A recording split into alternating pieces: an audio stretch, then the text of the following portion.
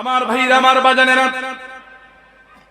আল্লাহ তাআলা সূরা হুজরাতের ভিতরে বলেন, আমি যে আয়াতে কারিমা তেলাওয়াত করেছি সূরা হুজরাতের 13 নম্বর আয়াতে কারিমা, খেয়াল করেন। ইয়া আইয়ুহান নাসু ইন্না খলাকনাকুম মিন যাকারিন ওয়া উনসা وَجَعَلْنَاكُمْ شُعُوبًا وَقَبَائِلَ لِتَعَارَفُوا إِنَّ أَكْرَمَكُمْ عِندَ اللَّهِ أَتْقَاكُمْ إِنَّ اللَّهَ عَلِيمٌ خَبِيرٌ। এই আয়াত সূরা হুজরাতের 13 নম্বর আয়াত। রাসূলুল্লাহ সাল্লাল্লাহু আলাইহি সাল্লাম যখন মক্কা বিজয় করলেন, কোন প্রকার যুদ্ধ বিগ্রহ ছাড়াই আরবের মক্কার সেই জাহেলের সেই দাম্পট দাম্ভিকতা ওয়ালারা যখন মক্কা ছেড়ে পলায়ন করলেন, রাসূল সাল্লাল্লাহু আলাইহি সাল্লাম যখন মক্কা বিজয় করলেন, এখন এই মক্কা বিজয়ের পরে এই কাবার এই বিজয়ের আজান কে দিবেন, এটা নিয়ে একটা পরামর্শ হলো। আমার ভাইরা খেয়াল করেন, সাহাবায়ে কেরামদেরকে রাসূলুল্লাহ সাল্লাল্লাহু আলাইহি সাল্লাম সঙ্গে নিয়ে যখন মাশওয়ারা করলেন, এক একজনের প্রস্তাব পেশ করলেন। বললেন, হুজুর অমুকের কণ্ঠটা ভালো, হুজুর অমুকের শক্তি সাহস ভালো, অমুকের বলিয়ান বলিষ্ঠ কণ্ঠ। এক একজন এক এক প্রস্তাব যখন দিলেন, আল্লাহর নবী সাল্লাল্লাহু আলাইহি সাল্লাম বললেন, সকলের প্রস্তাবগুলো সকলের মতামতগুলো সঠিক আছে, কিন্তু মক্কা বিজয়ের আজান দেবে হযরতে বেলাল। সুবহানাল্লাহ বলেন। কিন্তু ঘটনাক্রমে হযরতে বেলাল রাদিয়াল্লাহু তাআলা ছিলেন একজন কালো মানুষ, হাবশী গোলাম, দেখতে তেমন সুন্দর ছিল না। জিহ্বার মধ্যে মুখের আওয়াজের ভিতরে জড়তা ছিল, জিহ্বার জড়তা ছিল, স্পষ্ট ভাষী না, প্রাঞ্জল ভাষী না। কিন্তু রাসূল বললেন বেলালের কথা। কেন? রাসূল সাল্লাল্লাহু আলাইহি সাল্লাম বেলালের কথা এজন্যই বলেছেন, বেলাল মসজিদে নববীর মুয়াজ্জিন। সুবহানাল্লাহ বলেন। আমার ভাইরা, আমার বাজানেরা, বেলালের কথা বললেন। হযরত বেলাল রাদিয়াল্লাহু তাআলা মক্কা বিজয়ের আজান দিবেন, রাসূল সাল্লাল্লাহু আলাইহি সাল্লাম ঘোষণা দিলেন। বেলালের অনেক মর্যাদা রয়েছে, লোকটা কালো হতে পারে, অনেক মর্যাদা আছে। মসজিদে নববীতে এক সময় অনেকেই মতামত পেশ করলো, ইসলামের পুনর্জাগরণ যখন শুরু হয়ে গেল, অনেকেই খেয়াল পেশ করেছিল মসজিদে নববীর মুয়াজ্জিন নতুন করে নিয়োগ দেওয়া হোক। বেলালের কণ্ঠের আজান ভালো লাগে না, বেলালের তেলাওয়াত, বেলালের মুখের জড়তার কারণে স্পষ্ট আজান হয় না। আল্লাহ নবী সাল্লাল্লাহু আলাইহি সাল্লাম সাহাবায়ে কেরামের মাশওয়ারা অনুযায়ী বেলালকে বলেছিলেন, বেলাল আগামী ফজর থেকে তুমি আর মসজিদে নববীর আর ওই মিনারায় উঠিয়ে আজান দেবে না। বেলাল বললেন, ইয়া রাসূলুল্লাহ সমস্যা কোথায়? আল্লাহর নবী বললেন, সবাই বলতেছে তোমার জিহ্বার জড়তা, স্পষ্ট আজান হয় না। এই জন্য যার আজান স্পষ্ট হবে তাকে দিয়ে মসজিদে নববীর আজানের কাজ চলবে। বেলাল মনটা ক্ষুণ্ণ করে মনের ভিতরে কষ্ট নিয়ে বাড়িতে চলে গেলেন। সকলের ঘরে সবাই চলে গেল, সবাই ঘুমিয়ে পড়ল, কিন্তু বেলালের চোখে ঘুম নাই। সবাই ঘুমিয়ে যায়, বেলাল ঘুমায় না। বেলাল রাত যত গভীর হয়, আল্লাহর দরবারে সিজদা অবনত হয়ে মাওলাকে ডাক দেয়া বলে, রব্বে কারীম, জিহ্বার জড়তার কারণে মসজিদে নববীর আজান বেলালের কণ্ঠে হবে না বলেছে। আল্লাহ, আমি তো আশহাদু বলতে পারি না, আমি বলি আশহাদু আল্লাহ। হে রব্বে কারীম, কাবার মালিক, তোমার কাছে আমার আবেদন, হয় তুমি ওই আজানের ধ্বনিটা, আজানের বাক্যটা আশহাদু বানায়া দাও, আশহাদুর জায়গায় আশহাদু বানায়া দাও। তোমার নবীর কাছে ওহী নাজিল করো, তোমার নবী যেন জানে। এখন আর আশহাদু বলা লাগবে না, আশহাদু বললে আশহাদুর কাজ হয়ে যাবে। নয় সে আজানের বাক্য সেন্টেন্সটা পরিবর্তন করে আশহাদুর জায়গায় আশহাদু বানায়া দাও। আর যদি তুমি আশহাদু না বানাও তাহলে বেলালের কণ্ঠটা তুমি সুন্দর করে দাও। সুবহানাল্লাহ বলে। বেলাল বলে, রাত যত গভীর হয় বেলালের আবেদন তত ভারী হয়, রাত যত গভীর হয় বেলালের আবেদন তত জোরালো হয়। নয় আশহাদু হবে, না হয় বেলালের কণ্ঠ ক্লিয়ার হবে। কোনটা করবে তুমি সিদ্ধান্ত নাও। এইভাবে বেলাল রাদিয়াল্লাহু তাআলা যখন আল্লাহর কাছে যখন আবেদন করতে থাকলেন, এবার আল্লাহ তাআলা বেলালের আবেদন আল্লাহ তাআলা গ্রহণ করলেন। সুবহানাল্লাহ বলেন। মসজিদ নববীর আজান, ফজরের সময় আজান হয়, আজান তো হয় আল্লাহ তো সব জানে। আল্লাহ তাআলা জিবরাইলকে পাঠিয়ে দিয়েছিলেন। জিবরিল এসে রাসূলুল্লাহ সাল্লাল্লাহু আলাইহি সাল্লামকে জিজ্ঞাসা করেন, নবী গো, আল্লাহ জানতে চেয়েছে মসজিদ নববীতে আজকে আজান হয় না কেন? নবী বলেন, মসজিদ নববীতে আজান হয়ে গেছে, আমরা নামাজের প্রস্তুতি নিয়েছি, কিন্তু কেন যেন সুবে সাদেক হচ্ছে না। আল্লাহর নবীকে জিবরাইল আমিন বলেন, আল্লাহ জানতে চেয়েছে মসজিদ নববীতে আজান হয় না কেন, তার মানে বেলালের আজান হলো না কেন? সুবহানাল্লাহ। আমার ভাইরা, আমার বাজানেরা, বেলাল কালো হতে পারে, বেলাল গরীব হতে পারে। আল্লাহ তাআলা বলে, উলাইকা কাতাবা ফি কুলুবিহিমুল ঈমান। বেলালের কলব ভরা আল্লাহ তাআলা ঈমান ভরপুর করে দিয়েছে। সুবহানাল্লাহ বলেন। বেলালের কথা মাওলা শুনেছে। এবার জিবরাইল বারবার বলার পর জিবরাইল বলে, আল্লাহ তাআলা বলেছেন বিলাল যদি মসজিদে নববীতে আজান না দেয় আর সকাল হবে না, পূর্ব দিকে সূর্য উঠবে না। এবার বাধ্য হয়ে আবার বিলালের কণ্ঠে দ্বিতীয় আজান দিয়ে নামাজ আদায় করেছিলেন। সুবহানাল্লাহ বলে। বেলালের দাম আরবের মানুষের কাছে না থাকলেও আল্লাহর কাছে আছে না নাই? এরকম অনেক কালো মানুষ আছে এই সমাজের মধ্যে। এই কালো মানুষ, মানুষে তাকে দাম দেয় না, মূল্যায়ন করে না, কিন্তু আমার মাওলার কাছে তার দাম আছে। অনেক সুন্দরী মেয়েরা আছে যারা সুন্দর ছেলে ছাড়া বিবাহ বসে না, কিন্তু কালো ছেলে সরকারি চাকরি করে, বড় অফিসার, সিরিয়াল দেয়, পাগল হয়ে যায়, তার কাছে দাম হয়ে যায়। কালো মানুষের দাম এরকম আছে না নাই? কষ্ট হচ্ছে আপনাদের?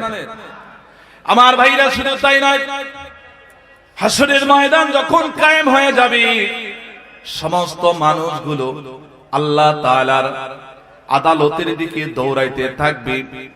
সমস্ত মানুষগুলো পায়ে হেঁটে যাবে।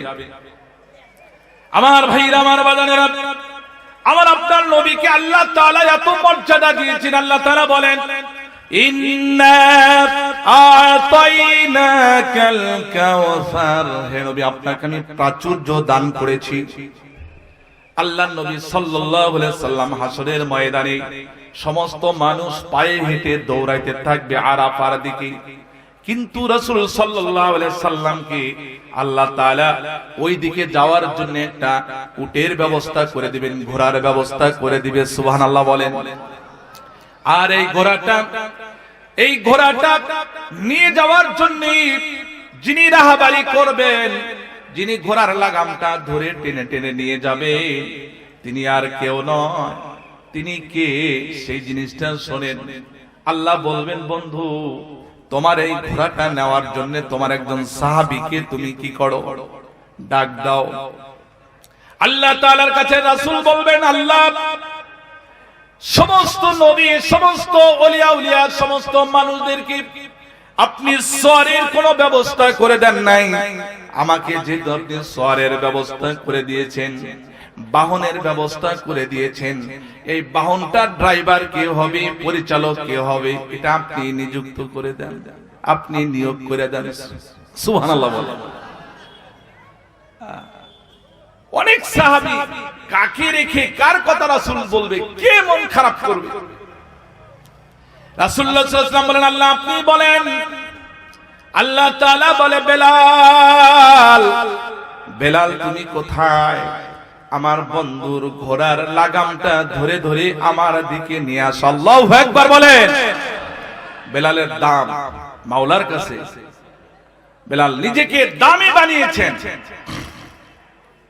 এখন এই মসজিদ, এখন এই মক্কা বিজয় হয়েছে, আল্লাহ নবী বলছেন বেলালের কণ্ঠে আজান হবে। হযরত বেলাল যখন আজান ফুঁকালেন, আজান যখন চতুর্দিকে যখন চলে গেল, এই যে আয়াতে কারিমা তেলাওয়াত করেছি, আয়াতে কারিমার শানে নজরুল বলছি, বেলালের আজান যখন চতুর্দিকে সরে চলে গেল, সব চতুর্দিকে ছড়ে পড়ে গেল, একজন ব্যক্তি মক্কার কাফের একজন বলতেছে, আমার বাবার কপাল ভালো, দেখেন কি কোয়ালিটির কথা। আমার বাবার কপাল ভালো, আমার বাবা আগে দুনিয়া থেকে বিদায় হয়েছে। এই কালো বেলালের কথা, কালো বেলালের আজান আমার বাবার শোনা লাগলো না। নাউজুবিল্লাহ বলেন। আমার বাবা আগেই মারা গেছে, আমার বাবার কপাল ভালো, বেলালের আজান আমার বাবার শোনা লাগলো না, এই কালো মানুষের আজান শোনা লাগলো। কি পরিমাণ হিংসা! হারেস ইবনে হিশাম আরবের একজন বর্ষিয়ান নেতা। হারেস ইবনে হিশাম বলে, এই কালো কাক ব্যতীত মুহাম্মদ অন্য কাউকে দিয়ে আজকে মক্কা বিজয়ের আজান দেওয়াইল না কেন? এই কালো কাক, এই কালো কাক কি পরিমাণ কথা বলে! আপনারাও একজনকে বলেন, এই কথা বললাম না, এরকম কাউকে টিটকারি করে কাউরে কাওয়া টাওয়া বলেন না, এগুলা খুব খারাপ লক্ষণ। একজন মানুষকে আপনি সম্মান দিয়ে কথা বলবেন। আল্লাহ তাআলা বলেন, খলাকাল ইনসানা ফি আহসানি তাকওয়িম, আমি মানুষকে সবচেয়ে ভালো অবয়ব গঠন প্রণালী দিয়ে সৃষ্টি করেছি, আর আপনি ব্যঙ্গ করে তার নামে কথা বলেন, ঠিক না। যে কেউ হোক না কেন, সৃষ্টি করেছেন আল্লাহ। আপনি এরকম ব্যঙ্গ করার কে? যে কাউকে ব্যঙ্গ করা ঠিক না। তাফসীরের লাইনের কথাটা বললাম। আমার ভাইরা, আমার বাজানেরা, হারেস ইবনে হিশাম বলে, মুহাম্মদ এই কালো কাককে দিয়ে আজকে মক্কা বিজয়ের আজান দিল, অন্য কোন ভালো মানুষ দিয়ে মক্কা বিজয়ের আজান তো দেওয়াইতে পারত। এই কথা বললেন। আর একজন ব্যক্তির নাম হলো আবু সুফিয়ান। এই আবু সুফিয়ান বলে যে আমি কিছুই কইমু না, কারণ আমি যদি কিছু বলি তাহলে আমার কথাটা আল্লাহ তাআলা শুনে জিবরাইলকে দিয়া মুহাম্মদকে জানায়া দিবে। তার মানে হলো মক্কা বিজয় হয়েছে। যখন মক্কা বিজয় হয়েছে, মুসলমানদের হাতে ক্ষমতা চলে আসছে, অমুসলিমদের এখানে আর কোন প্রকার ক্ষমতা নাই, অমুসলিমদের কোন প্রকার এখানে আর শক্তি নাই। বিদায়ী ভয় পাচ্ছে, কথা বলতে মানুষ ভয় পায়। যেমন চেয়ারের পরিবর্তন হলে ওই নেতারা যেরকম ভয় পায়, ওই আরবের চেয়ারের পরিবর্তন যখন হয়েছে, তখন আরবের সেই যারা নেতা ছিল তারাও ভয় পাইতেছে। কিছু বলা যাবে না, কিছু বললে এটা আবার যদি মুহাম্মদ জানে তাহলে খবর আছে। এরকম যখন মন্তব্য করা শুরু করে দিয়েছে কাফেরেরা, মুনাফিকেরা, আল্লাহ তাআলা তখন রাসূল সাল্লাল্লাহু আলাইহি সাল্লামকে ঠিকই তাদের মন্তব্যগুলো জানিয়ে দিয়েছেন। সুবহানাল্লাহ বলেন। আমার ভাইরা, আল্লাহ তাআলা বলেন, মা ইয়াতিকু আনিল হাওয়া ইন হুয়া ইল্লা ওয়াহয়ু ইউহা। আল্লাহ তাআলা ওহীর মাধ্যমে নবীকে জানিয়ে দিলেন। কি জানিয়ে দিলেন? বেলাল আজান দিচ্ছে বিদায় একজন বেলালকে কালো কাক বলছে, আর একজন বলছে আমি কিছুই বলবো না, আমি যদি কিছু বলি তাহলে মুহাম্মাদের খোদা মুহাম্মদকে জানায়া দেবে। আর একজন বলছে আমার বাবা আগে দুনিয়া থেকে বিদায় হয়েছে, আমার বাবাকে ধন্যবাদ। আল্লাহ নবী সাল্লাল্লাহু আলাইহি সাল্লাম যখন এই মন্তব্যগুলো যখন রাসূল শুনেছেন, রাসূল তাদেরকে ডাক দিয়েছেন, কাছে নিয়েছেন, নিয়ে বললেন, বেটা শোনো, তোমরা এই মন্তব্যগুলো কেন করলা? তখন তারা ভয়ে কাঁপতে শুরু করে দিল, কারণ চেয়ারের পরিবর্তন তো নেতাদের আর পাওয়ার নাই, হ্যালো কওয়ার জায়গা নাই, এমনি কাঁপা শুরু করে দিয়েছে। বুঝেন না? আমার ভাইরা, আমার বাজানেরা, আল্লাহ তাআলা ওই সময় এই আয়াতে কারিমা নাজিল করে দিলেন। কি বললেন? আল্লাহ তাআলা বলেন সূরা হুজরাতের 13 নম্বর আয়াতে কারিমা নাজিল করে দিয়ে আল্লাহ তাআলা বলতেছেন, খেয়াল করে শুনেন। আল্লাহ তাআলা বলেন, ইয়া আইয়ুহান নাস ইন্না খলাকনাকুম মিন যাকারিন ওয়া উনসা ওয়া জাআলনাকুম শুউবান ওয়া ক্বাবাইলা লিতাআরাফু ইন্না আকরামাকুম ইনদাল্লাহি আতকাকুম। আমার ভাইরা, আল্লাহ তাআলা বলেন, হে মানব সকল, হে মক্কার কাফেরেরা, হে মক্কার বেঈমানেরা, মক্কার মুনাফিকরা, মুসলমানেরা, সকলেই শোনো। আজকে পৃথিবীতে এক একজন এক এক গোত্রে গোত্রে ভাগে আছে। এক একজন এক এক সংগঠন করে, এক একজন এক এক দল করে, এক একজন এক এক কর্ম করে। কিন্তু পুরুষ হোক আর নারী হোক, সমস্ত মানুষকে আল্লাহ তাআলা দুইজন মানুষ থেকে সৃষ্টি করেছে। কয়জন মানুষ থেকে? এই দুইজন মানুষ কে কে বলেন তো দেখি? হ্যাঁ, আলহামদুলিল্লাহ, আদম আলাইহিস সালাম এবং মা হাওয়া আলাইহিস সালাম থেকে সকল মানুষকে সৃষ্টি করেছে।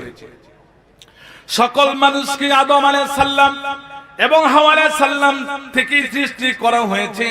আল্লাহ তাআলা বলেন, মিন যাকারি ওয়া উনসা, একজন পুরুষ থেকে একজন নারী থেকে সমস্ত মানুষদেরকে সৃষ্টি করা হয়েছে। আদম আলাইহিস সালাম থেকে এবং মা হাওয়া আলাইহিস সালাম থেকে সমস্ত মানুষকে সৃষ্টি করা হয়েছে। পৃথিবীর জমিনে যে মানুষ বিভিন্ন গোত্রে গোত্রে, বিভিন্ন বংশে বংশে আজকে পৃথিবীতে মানুষ চলাচল করে, এর পিছনে কারণ আছে। আল্লাহ তাআলা কোরআনের ভিতরে বলে দিয়েছে, ওয়াজআলনাকুম শুউবান ওয়া ক্বাবাইলা লিতাআরাফু। লিতাআরাফু, পরিচিতর জন্য আল্লাহ তাআলা বিভিন্ন জাতিতে জাতিতে, বিভিন্ন গোষ্ঠী, এই গোত্রে গোত্রে, গোষ্ঠী যেটা আমরা বলি, বিভিন্ন বংশে বংশে আল্লাহ তাআলা পৃথিবীতে মানুষকে একটা সিস্টেম করে মানুষের পরিচিতি লাভের জন্য, লিতাআরাফু, পরিচিতি লাভের জন্য আল্লাহ তাআলা পৃথিবীতে মানুষকে সিস্টেম করে দিয়েছেন। আসলে মানুষের মধ্যে কোনো ভেদাভেদ নাই, মানুষের মধ্যে কোনো প্রকার আপনার এদিক সেদিক নাই। আপনি যেরকম একজন অমুসলিম, সেও ওইরকম। আপনার শরীরেও যেভাবে আল্লাহ তাআলা রক্ত মাংস দিয়েছে, অমুসলিমের শরীরেও সেভাবে দিয়েছে। আপনি যেরকম অন্যজনও ওইরকম। সব বংশের মানুষ, কোনো প্রকার ভেদাভেদ নাই। সব মানুষ একমাত্র আল্লাহ সৃষ্টি করেছেন দুজন ব্যক্তি থেকে, কোনো পার্থক্য নেই। বেলালকে হাবশী বলো, বেলালকে কালো বলো, বেলালকে গোলাম বলো, বেলাল একজন গরিব বলো, বেলাল কালো বলো, যাই কিছু বলো না কেন, তুমি ধনী হতে পারো, তুমি আজাদ হতে পারো, তুমি সুন্দর হতে পারো, তুমিও ওই আদম নবী থেকে হাওয়া আলাইহিস সালাম থেকে এসেছো, বেলালও আদম নবী এবং হাওয়া আলাইহিস সালাম থেকে এসেছে, কোনো পার্থক্য নাই। মূলত মৌলিক ভাবে কোনো পার্থক্য নাই, এটা আল্লাহ তাআলা বলছেন। প্রিয় ভাইয়েরা আমার, এই দুনিয়ার জমিনে আমরা যারা এখানে এসেছি, একজনের নাম মনে করেন আব্দুস সাত্তার। এখন আব্দুস সাত্তার, এখানে আরো মানুষের নাম থাকতে পারে। আল্লাহ তাআলা দেখেন, আল্লাহ তাআলার কত ব্রেন, কত বুদ্ধি, আল্লাহ তাআলা কত জ্ঞানী। আব্দুস সাত্তার নাম আরো অন্য জনেও রাখতে পারে। এই জন্য যদি বলা হয় আব্দুস সাত্তার আকন্দ, তাহলে আপনি ক্লিয়ার হয়ে যাবেন, আকন্দ বংশের আব্দুস সাত্তার বুঝতে কোনো কষ্ট হবে না, ঠিক কিনা বলেন? আর একজন ব্যক্তির নাম আব্দুস সাত্তার। আব্দুস সাত্তার, এটা কোন আব্দুস সাত্তার? মন্ডল বংশের আব্দুস সাত্তার। আর একজন ব্যক্তির নাম আব্দুস সাত্তার। আব্দুস সাত্তার, এটা কোন আব্দুস সাত্তার? বলে আব্দুস সাত্তার শেখ। এরকম ভাবে আব্দুস সাত্তার ভুইয়া, আব্দুস সাত্তার, এক একটা মোল্লা এক একটা বংশের নাম যখন নামের সাথে লাগিয়ে দেয়, আল্লাহ তাআলা বলেন লিতাআরাফু, পরিচিতি লাভের জন্য আমি বংশ বংশে গোত্রে গোত্রে শুউবা ওয়া ক্বাবাইলা, আমি গোত্রে গোত্রে বংশে বংশে সৃষ্টি করেছি। এটা সিস্টেম করে দিয়েছি একমাত্র পরিচিতির জন্য। তা না হলে আল্লাহ তাআলা বলে তা না হলে আমি এই গোত্র গোত্র বংশ বংশ জাতি জাতি আমি পৃথিবীতে তৈরি করতাম না। সুবহানাল্লাহ বলে। এজন্য বিলাল রাদিয়াল্লাহু তাআলা গরীব হতে পারে, কালো হতে পারে, তোমরা ভাবছো আমরা মোরল বংশের লোক, আমরা আকন্দ বংশের লোক, আমরা অমক বংশের লোক। তোমাদের বংশের কোনো দাম, এক ফোঁটা দাম, কোনো এক ফোঁটা দাম আমার মাওলা বলছেন আমার কাছে নাই। মাওলার কাছে দাম কার? আল্লাহ তাআলা পরবর্তীতে ওয়াতে কারিমায় বলে দেন দাম কার। আল্লাহ তাআলা বলেন ইন্না আকরামাকুম ইনদাল্লাহি আতকাকুম। আল্লাহ তাআলা বলেন একমাত্র দাম হলো আমার কাছে তার। ইন্না আকরামাকুম, সেই তো সম্মানিত, ইনদাল্লাহ, আল্লাহর কাছে, আতকাকুম, যারা আল্লাহকে বেশি ভয় করে। আল্লাহকে যারা বেশি ভয় করে তাদের আল্লাহর কাছে দাম বেশি। সুবহানাল্লাহ বলে। বিলাল আল্লাহকে ভয় করে। রাসূল সাল্লাল্লাহু আলাইহি সাল্লাম বললেন তোমাদের চাইতে বিলালের মর্যাদা আল্লাহর কাছে বেশি, তোমাদের চাইতে মর্যাদা সম্মান আল্লাহর কাছে বেশি। তোমরা তো বেটা বংশ নিয়ে পড়ে আছো, তোমরা তো দল নিয়ে পড়ে আছো। বংশের গৌরব দেখাও, দলের গৌরব দেখাও, পাওয়ার দেখাও, সৌন্দর্যের গৌরব দেখাও, পাওয়ার দেখাও, কিন্তু এগুলো আল্লাহর কাছে নাই। আল্লাহ তাআলা বলেন ইন্না আকরামাকুম ইনদাল্লাহি আতকাকুম, আমার কাছে তো তারাই সম্মানিত যারা যারা আমি আল্লাহকে বেশি ভয় করে। সুবহানাল্লাহি ওয়া বিহামদিহি। আমার ভাইরা, এইজন্য বিলাল রাদিয়াল্লাহু তাআলা যখন আযান দিলেন, এই আযানটা অনেকেই মন্তব্য করলো, করার পরে আল্লাহ তাআলা এই আয়াতে কারিমা নাজিল করে সুন্দরভাবে বুঝিয়ে দিলেন মানুষের মধ্যে কোনো ভেদাভেদ নেই। আজকে আমরা অনেকেই এরকম সমাজের ভিতরে আছি, আমরা এক বংশ আর এক বংশকে তুচ্ছ তাচ্ছিল্য করি, বা পূর্বে আরো বেশি করেছে বলে কলু বংশে মেয়ে বিয়ে দেওয়া যাবে না, ওই বংশের ছেলে বিয়ে করানো যাবে না, অমক বংশে আত্মীয় করা যাবে না, অমক বংশে আত্মীয় করলে ক্ষতি হবে, ইজ্জতের ক্ষতি হবে। এগুলো আমরা আগে বলেছি, কিন্তু আল্লাহ তাআলার কাছে এরকম কোনো ভেদাভেদ নাই। আমার ভাইরা, আমার বাজানেরা, কষ্ট হচ্ছে আপনাদের? আমার ভাইরা, আমার বাজানেরা, খেয়াল করেন,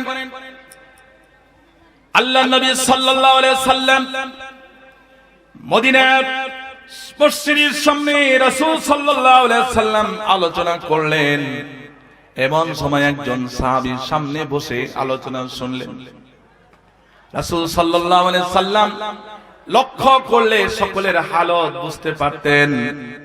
একজন সাহাবী, নওজোয়ান যুবক মানুষ, তাকে ডাক দেয়া বলে, সাহাবীরে, তোর দিলটা বড় খারাপ, মনটা বড় দুঃখ দুঃখ মনে হচ্ছে, ঘটনাটা কি? বলে, হুজুর, ওই সাহাবীর নাম ছিল হযরত সাদ সালামী রাদিয়াল্লাহু তাআলা। ওই সাহাবী বলে, হুজুর, আমার মনটা খারাপের পিছনে একটু কারণ রয়েছে। আজ 8 মাস থেকে ইসলাম গ্রহণ করেছি, 8 মাস ধরে ইসলামের ছায়াতলে আমি প্রবেশ করেছি, আমি একটা সুন্নতের উপরে আমল করার চেষ্টা করছি। আমি নওজোয়ান যুবক মানুষ, একটা পরিবারের দরকার, একটা সংসারের দরকার, কিন্তু আমি কালো থাকার কারণে আমাকে কোনো মেয়ে পছন্দ করে না। আমি কালো থাকার কারণে আর গরিব থাকার কারণে কেউ যে আমাকে চয়েস করে না, পছন্দ করে না। আল্লাহর নবী বললেন, সাহাবী শোনো, তোমার কি কোনো পছন্দ আছে নাকি? তোমাকে কি পছন্দ করলো না করলো সেটা না, তোমার কোনো পছন্দ আছে নাকি? বলে, হুজুর গো, পছন্দ আর কি থাকবে, আমাকে যেহেতু কেউ পছন্দ করে না, বিদায় আমি আর কাকে পছন্দ করে থাকি, কারে পছন্দ করব? আল্লাহর নবী বললেন, সাদ সালামী শোনো, তুমি কালো হতে পারো, তুমি যেহেতু ইসলাম গ্রহণ করেছো, মুসলমান হয়েছো, আল্লাহর জান্নাত তোমার জন্য অপেক্ষা করতেছে। সুবহানাল্লাহ, তুমি জান্নাতে একজন মানুষ, টেনশন করো না, কালো হতে পারো, তোমার জন্য আল্লাহর জান্নাত আছে। একটা সান্ত্বনা দিলেন। আর রাসূল সাল্লাল্লাহু আলাইহি সাল্লাম বলেন, সাদ, যদি তোমার কোনো পছন্দ থাকে বলতে পারো, আর যেহেতু তোমার কোনো পছন্দ কথা তুমি নিজে প্রকাশ করলে না, তাহলে আমি একটা কথা বলি, এই মদিনার সবচাইতে সুন্দরী মেয়ে যিনি হবেন সে তোমার বউ হবে। সুবহানাল্লাহ বলে। কয় হুজুর আমি একেবারে কালো মানুষ, সুন্দরী মেয়ে আমারে পছন্দ করব, শ্যামা মেয়ে পছন্দ করে না, আর সুন্দরী মেয়ে। আল্লাহ রাসূল বললেন সাহাবী টেনশন করো না, এই মদিনায় যাকে মদিনার হুর বলা হয় সবচাইতে পরমা সুন্দরী যে মেয়েটা, ওই মেয়েটার সাথে তোমার বিবাহের ব্যবস্থা আমি করে দিচ্ছি। সুবহানাল্লাহ, মনটা খুশি হয়ে গেছে। কয় হুজুর সম্ভব? বলে হ্যাঁ অবশ্যই। আরে আমি নবী বলছি না, অবশ্যই সম্ভব। বলি সেই মেয়েটাকে? আল্লাহ নবী বললেন তুমি যাবে, এই মদিনার সবচেয়ে সুন্দরী মেয়ের বাবার নাম হলো আব্দুল ওয়াহাব কুরাইশি, তার কাছে গিয়ে বলবা আল্লাহ নবী পাঠাইছেন। কেন পাঠাইছে? আপনার মেয়েকে আমার সাথে বিবাহ দেওয়ার জন্য পাঠাইছে। এবারে সাহাবী বলে আমি যাই বললে হয়তো সে বিশ্বাস নাও করতে পারে, সবার ঈমান তো এক সমান না। হযরত সাদ সালামী রাদিয়াল্লাহু তাআলা বলেন ইয়া রাসূলুল্লাহ, এই কথাটা আপনি যেটা বলেছেন যদি আপনি একটা চিঠির ভিতরে চিরকুটের ভিতরে লিখে দেন তাহলে সবচাইতে ভালো হয়। আমার ভয় ভয় থেকে ভয় ভয় লাগে। আল্লাহর নবী বললেন ঠিক আছে আমি লিখে দিচ্ছি। ও মদিনার সবচাইতে ধনাঢ্য ব্যক্তি আব্দুল ওয়াহাব কুরাইশি, তোমার সুন্দরী মেয়েটা আমার এই কালো সাহাবীর সাথে বিবাহের ব্যবস্থা করে দাও। সুবহানাল্লাহ। এই সাহাবী চিঠি নিয়ে খুশি আনন্দে একটা দৌড় দিয়েছে। দৌড়ে দিয়ে লম্বা সময় যেখানে যেতে লাগতো ওটা অল্প সময়ের ভিতরে সে পৌঁছে গেছে। যাওয়ার পর বাড়িতে সালাম দিয়েছে আব্দুল ওয়াহাব, বর ঘর থেকে বের হয়ে আসছে, চিঠিটা হাতে ধরিয়ে দিয়েছে। দেখেন চিঠির ভিতরে কি লেখা, আমি আর কিছু বললাম না। চিঠির ভিতরে কি লেখা আপনি নিজেই দেখে নেন। এবার চিঠিটা পড়ার পর চিঠিটা প্রথম থেকে শেষবার পড়ে একবার চিঠির দিকে তাকায়, একবার সেই কালো সাহাবীর দিকে তাকায়। কারণ হলো ছেলেটা জামাই হিসাবে তেমন পারফেক্ট দেখা যাচ্ছে না, কিন্তু প্রস্তাবটা তো দিছে মুহাম্মদুর রাসূলুল্লাহ সাল্লাল্লাহু আলাইহি ওয়াসাল্লাম। প্রস্তাবটাও প্রত্যাখ্যান করার সুযোগ নাই।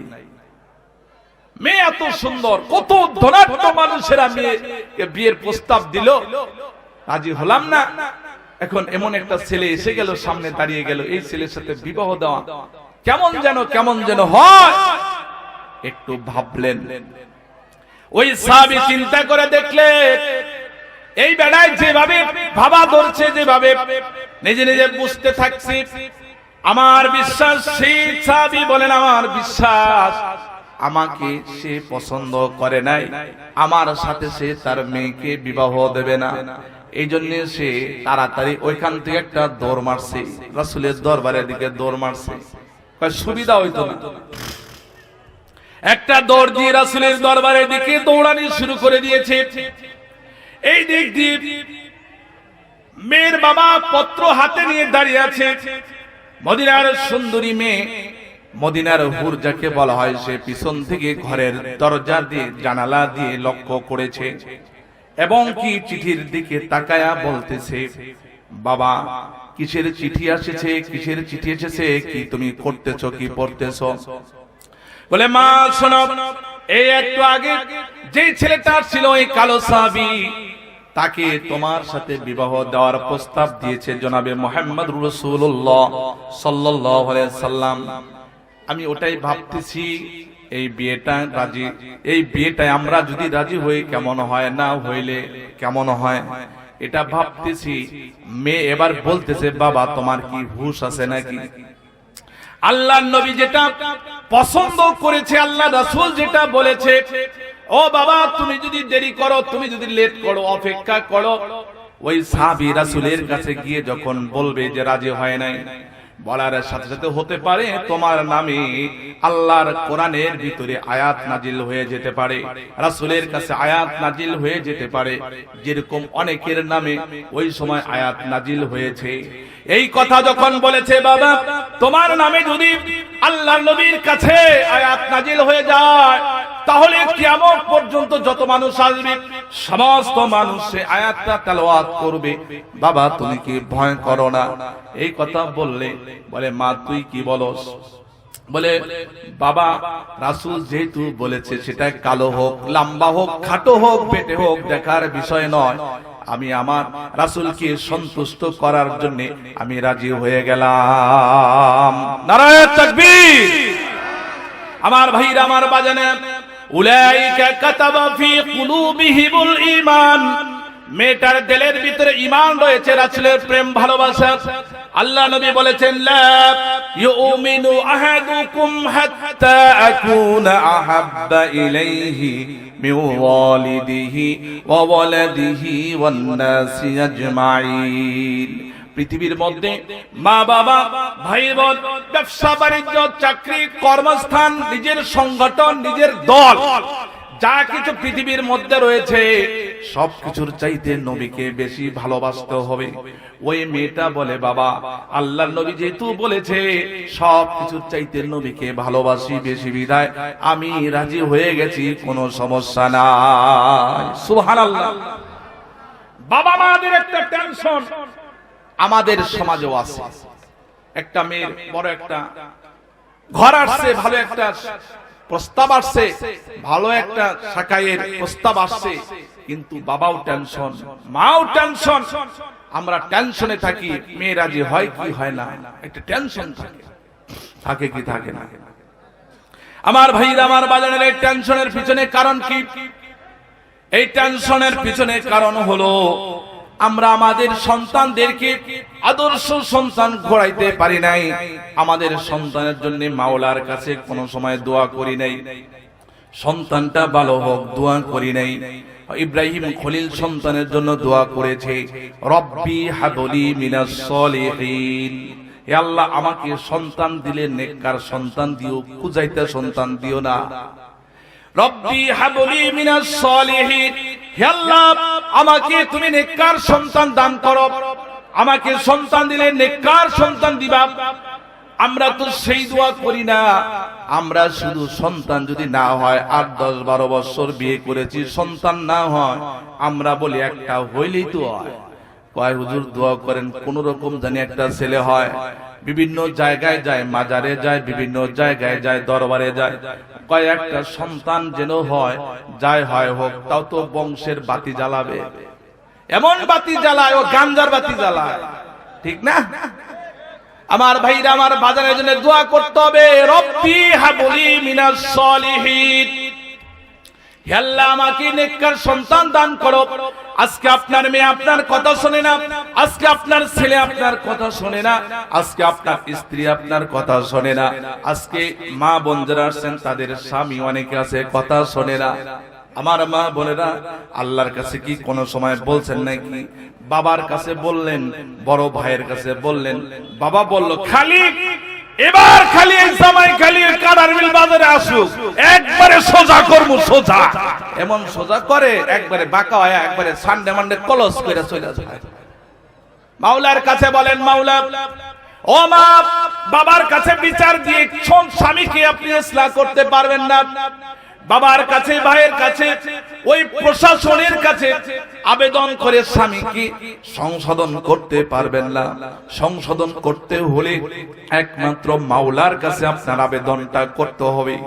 নামাজ পড়ে মাওলার কাছে স্বামীর জন্য দোয়া করেন, আল্লাহ আমার স্বামী যেন আর মদ না খায়, গাঁজা না খায়, জুয়া না খেলে, আমার স্বামী যেন ওই খারাপ সিনেমা, নাটক ইত্যাদির ভিতরে যেন না যায়, এরকম দোয়া করতে থাকবেন। ওগুলা তো যাবে না, যাবেই না। আপনার স্বামী চুরুট বিড়িও খাবে না, আশিক বিড়িও খাবে না। দোয়া করতে হবে মাওলার কাছে। আর মেয়েদের নিয়ে আমরা টেনশন, মেয়েকে জিজ্ঞাসা করায়, মা তুই কি রাজি আছিস নাকি? না, অন্যজনকে দিয়ে জিজ্ঞাসা করো, তার কাছে জিজ্ঞাসা করো তার অন্য কোনো পছন্দ আছে নাকি। বাবার পছন্দ মার পছন্দ মেয়ে মেনে নেয় না, যেই মেয়ে বাবার পছন্দের ছেলেকে মেনে নেয় না, যেই মেয়ে মার পছন্দের ছেলেকে মেনে নেয় না, স্বামী হিসাবে গ্রহণ করতে চায় না, বুঝতে হবে ওই মেয়েটার ভিতরে ভেজাল আছে, ভেজাল। ওই ভেজালটা তৈরি হয়ে গেছে।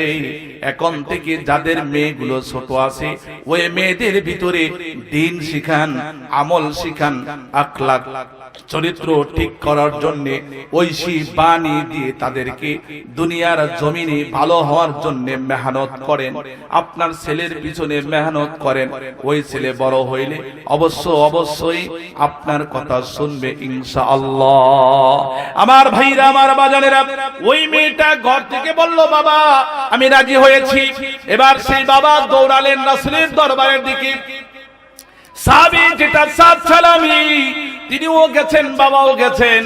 এবার সামনাসামনি হয়ে বলে, হুজুর আপনি যেহেতু প্রস্তাব দিয়েছেন, আমি বাবাও রাজি, আমার মেয়েকে এই কালো সাহাবীর সাথে বিয়ে দেব, এবং কি আমার মেয়ের কাছেও শুনেছি আমার মেয়েও রাজি, কোনো সমস্যা নাই। সুবহানাল্লাহ বলে।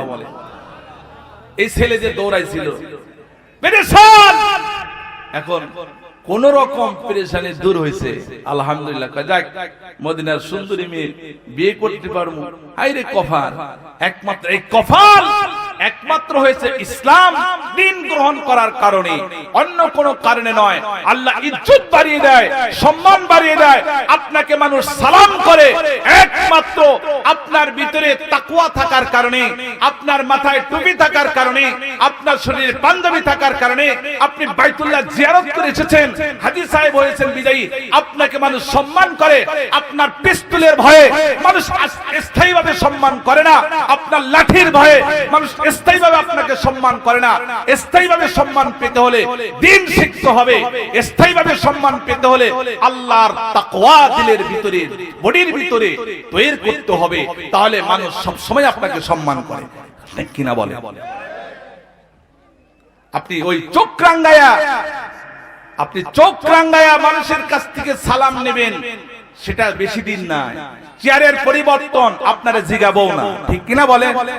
আর আপনি যখন আল্লাহকে রাজি খুশি করায়া, যখন আপনি ইজ্জত সম্মান, যখন আল্লাহর পক্ষ থেকে আপনি বাজেট পাস করে নিতে পারবেন, এই পৃথিবীতে থাকবেন যতদিন আপনার সম্মান থাকবে ততদিন, পৃথিবীতে আপনার হায়াত থাকবে যতদিন আপনার সম্মান আল্লাহ তাআলা দেবে ততদিন। সুবহানাল্লাহ। আমার ভাইরা, আমার বাজানেরা, এবার রাসূল সাল্লাল্লাহু আলাইহি সাল্লাম বললেন, সাদ সালাবী, এই সুন্দরী মেয়েকে তুমি বিবাহ করবা, ভালো মেয়েদের ভালো কাপড় পোশাক দিতে হয়।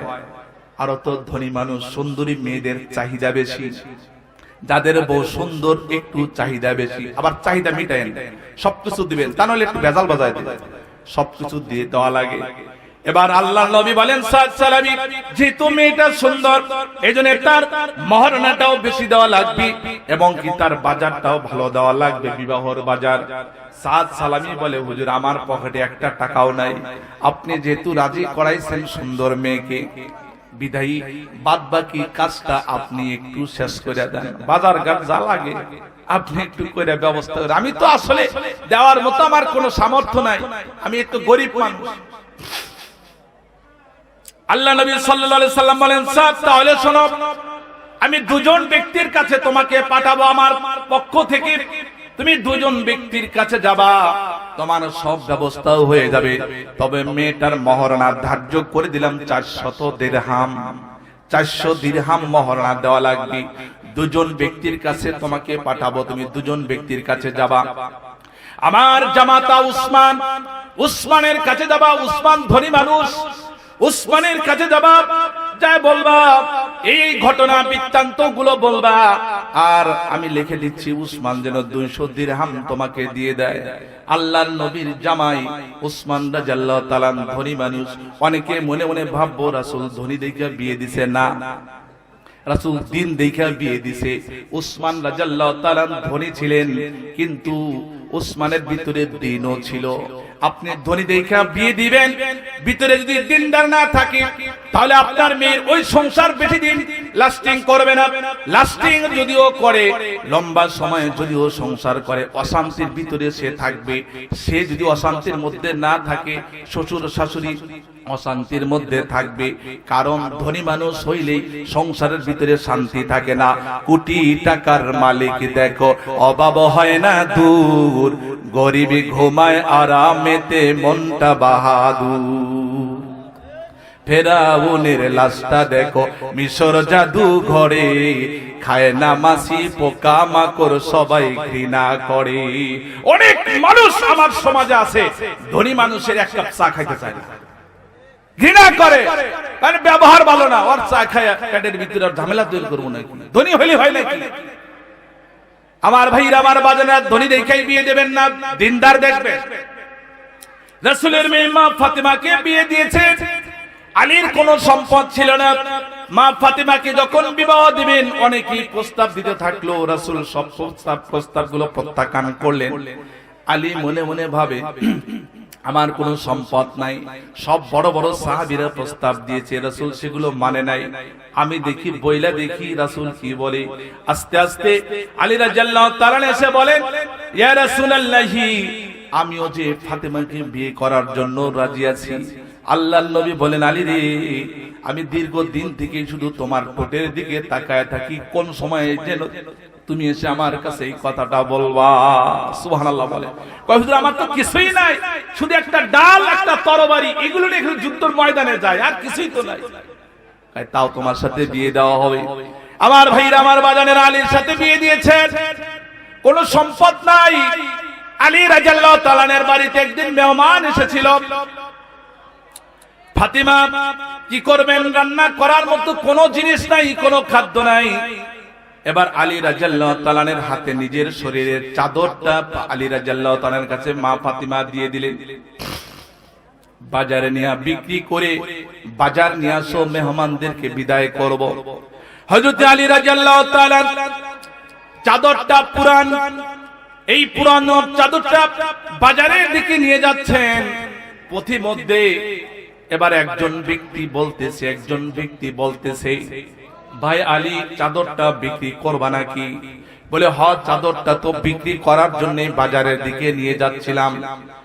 আমার একটা চাদর কেনা দরকার, বিক্রি করলে আমি কিনে নেব। আচ্ছা বলো দেখি, পুরন জিনিসের আর দাম আমি আর কি চাবো, তুমি কত দিয়ে নিতে পারো? ওই ক্রেতা বলতেছে, আলী, আমি 5 দিরহাম দিতে পারি। 5 দিরহাম মানে 5 টাকা। আমি তোমাকে 5 দিরহাম দিতে পারি। আলী রাদিয়াল্লাহু তাআলা বললেন, ভাই ঠিক আছে, আমি রাজি হয়ে গেছি। 5 দিরহামে চাদরটা বিক্রি করলেন। খেয়াল করেন, এবার বাজার করার জন্য বাজারের দিকে যাচ্ছেন, মনটা বড় খুশি। একজন বৃদ্ধ মানুষ দৌড়িয়েছে, বলে, ভাই আলী, অনেকক্ষণ থেকে এই তোমাকে খুঁজতেছিলাম, আর অনেকের কাছে গিয়েছি, কোনো কাজ হয় নাই। তোমাকেও মনে মনে খুঁজতেছিলাম, যেহেতু পেয়ে গেছি। আলী ভাই, আমার বাড়িতে মেহমান আসছে 10 জন, বাজার করা দরকার। এদিকে আলীর বাড়িতে 5 জন। মা ফাতেমার চাদর বিক্রি করছে, বাজার করার জন্য যাচ্ছে। উনি বলতেছে, আমার বাড়িতে মেহমান আসছে 10 জন, আমাকে কিছু টাকা তুমি ধার দাও অথবা সদকা দাও, দান করো। হযরত আলী রাদিয়াল্লাহু তাআলা বলে, ভাই, আমার বাড়িতে খাবারের কোনো ব্যবস্থা নাই। মেহমান এসেছে, মেহমানদারি করার মতো কোনো ব্যবস্থা না থাকার কারণে আমার মহব্বতের প্রিয়তমা স্ত্রী ফাতেমা নিজের শরীরের ওড়নার চাদরটা আমার কাছে দিয়েছে, বিক্রি করার জন্য এই মাত্র বিক্রি করলাম 5 দিরহাম। এই 5 দিরহাম দিয়ে বাজার করে নিয়ে যাব, চুলায় আগুন জ্বালিয়ে দেব। নিয়ত করেছি রে ভাই, এর মধ্যে তুমি আসলা, আমি এখন কি করি? বলে, ভাই, আমার বাড়িতে তো কয়েকদিন থেকে খাবার নাই। ওই ব্যক্তি বলেন, এর মধ্যে মেহমান এসেছে, কোনো ব্যবস্থা নাই, কোনো ব্যবস্থা নাই। তুমি যদি দাও তাহলে আমার বড় উপকার হবে। মাওলার কাছে আমি মন থেকে তোমার জন্য দোয়া করব। এই কথাগুলো যখন বলতেছে, হৃদয়ে স্পর্শ কাতর করেছে আলী বলতেছে, হতে পারে আমার চাইতে সে আরো বেশি অভাবী। এবার সে মন থেকে ওই লোকের দিকে লক্ষ্য করে এই 5টি টাকা দান করিয়া দিছে। যখন 5টি টাকা দান করিয়া দিছে, লোকটা খুশি হইয়া বাজারের দিকে চলে যায়া বাজার করে বাড়িতে নিয়ে গেছে। আলীর হাতে কোনো টাকা নাই, বাজার নাই। আলী মনে মনে ভাবে আর বলে, হায়রে, ফাতেমাকে বলেছিলাম, ফাতেমা আমাকে চাদর দিয়েছে, টাকা নাই বলেছিলাম, টাকার ব্যবস্থা করে দিয়েছে। এখন আমি তো এই ফাতেমার চাদরটা বিক্রি করেছি, কিন্তু বাজার নিয়ে যদি না যাই ফাতেমাকে কি জবাব দেব, টেনশন করতেছেন। এমন সময় একটু সামনের দিকে অগ্রসর হলে দেখে একজন ব্যক্তি একটা গাছের নিচে শুয়ে আছে, সুন্দর একটা দুলদুল ঘোড়া পাশে ঘাস খাইতেছে, এত সুন্দর দেখা যায়। আলী রাদিয়াল্লাহু তাআলা ঘোড়ার দিকে তাকায় আছেন, দেখতে বড় চমৎকার, অনেক সুন্দর একটা ঘোড়া। এবার ওই লোকটা ওখানে বিশ্রাম করতেছে, শুয়ে আছে। আলী রাদিয়াল্লাহু তাআলাকে দেখে বলতেছে, ভাই তুমি কি ঘোড়া কিনবা নাকি?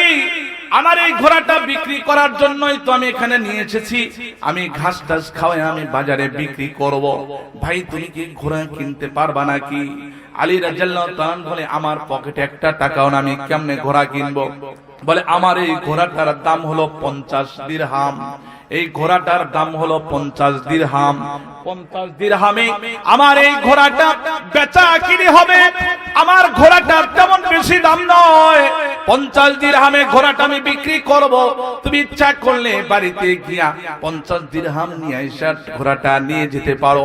তোমার যেহেতু পছন্দ, তোমার যেহেতু ভালো লাগছে, ঘোড়াটা তুমি 50 দিরহামে কিনে নিয়ে যাও। আলী রাদিয়াল্লাহু তাআলা বলেন, আমার বাড়িতে তো কোনো টাকা নাই, আমার বাড়িতে কোনো অর্থ নাই, আমি ঘোড়াটা কিনতেও পারবো না। এই মাত্র 5 টাকায় নিজের স্ত্রীর চাদর বিক্রি করেছিলাম, আর সেই চাদরটা বিক্রি করার টাকা আমি একজনকে দান করে দিয়েছি, আমার কাছে কোনো টাকা নাই। এবার সেই ব্যক্তি বলতেছে, ভাই আমি তো ক্লান্ত, আমি তো পরিশ্রান্ত, আমি একটু বিশ্রাম করি, তুমি এক কাজ করো, আমার ঘোড়াটা তুমি বাজারে নিয়ে বিক্রি করে দিও। এই 50 দিরহাম তুমি আমাকে দিবা, উপরে যা লাভ হবে সব তুমি নিয়ে নিবা, আমার কোনো আপত্তি থাকবে না। আমার ভাইরা, আমার বাজানেরা, এবার আলী রাদিয়াল্লাহু তাআলা বললেন, ভাই তাহলে ঠিক আছে। এই কথা বলে ওই ঘোড়াটার লাগাম ধরে বাজারের দিকে নিয়ে গেলেন। বাজারে যাওয়ার সাথে একজন ক্রেতা, অনেক সুন্দর একজন নওজোয়ান যুবক, দেখতে বড় চমৎকার, এই লোকটাকে মদিনার কোন বাজারে আলী রাদিয়াল্লাহু তাআলা দেখে নাই। আশ্চর্য আজনবী একজন ব্যক্তি। ওই ব্যক্তিটা এসে বলতেছে, ভাই ঘোড়া বিক্রি করবেন নাকি? বলে, হ্যাঁ ঘোড়া বিক্রি করব। বলে, কত চান? বলে, ভাই ঘোড়াটা তো আমি 50 দিরহামে কিনে নিয়ে আসছি, উপরে লাভ ছাড়া তো আমি বিক্রি করব না, আপনি বলেন ঘোড়াটার দাম কত দিতে পারবেন? এবার সেই বেচারা প্রথমেই বললেন, আমি ঘোড়াটা 80 দিরহাম দিতে পারি। 80 দিরহামের কথা যখন বলেছে আলী রাদিয়াল্লাহু তাআলা এবার মনে মনে ভাবে, 80 দিরহাম দিলে তো হয় না, কারণ আল্লাহ তাআলা কোরআনের ভিতরে ইরশাদ আছে, মান জাআ বিল হাসানাতি ফালাহু আশরু আমসালিহা। একের বিনিময়ে আল্লাহ তাআলা 10 গুণ দান করে, 10 গুণ বাড়ায়া দেয়। সবের একের বিনিময়ে 10 গুণ দেয়।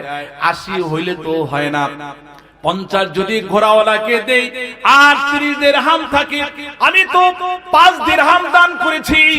1 দিরহামের বিনিময়ে যদি 10 দিরহাম হয়, 5 দিরহামের বিনিময়ে 50 দিরহাম হওয়ার কথা, বিদায়ী 5 এর বিনিময়ে 50 তো হলো না, 80 তে আমি ঘোড়াটা বিক্রি করতে পারি না। ভাইজান একটু দাঁড়ান, আমি হিসাব মিলায়া দেখি। হিসাব করলেন, হিসাবে গন্ডগোল বনে না। বললে, ভাই আর একটু দাম বাড়ানো যায় কিনা, আর একটু দাম বাড়ানো যাবে কিনা? সে বলে, ঠিক আছে তাহলে 90 দিরহাম তোমাকে দিয়ে দেই। বলে হিসাব করে দেখি 90 দিরহামেও হয় না। এবার বলতেছেন, ভাই আর একটু কি দাম বাড়ান যায় কিনা বলেন দেখি, দয়া করে বলেন।